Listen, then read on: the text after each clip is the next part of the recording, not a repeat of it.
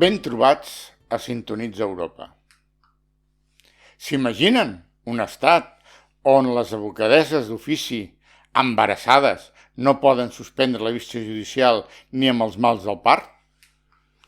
S'imaginen un estat on els plets arriben a durar 10 anys només amb la primera fase i els laborals dels treballadors per lo menys 5? S'imaginen un estat en què 2 sindicats acusats i processats, tots ells per corrupció, s'emporten la majoria de les ajudes públiques i actuen com a escut del poder? S'imaginen un estat on centenars de milers de treballadors públics estan abandonats a la seva sort sense cap tipus de protecció laboral?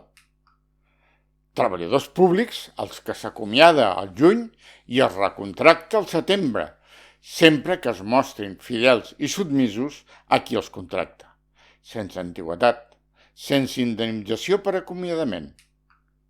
S'imaginen un estat on aquests treballadors públics, anomenats interins, porten així alguns 20 anys?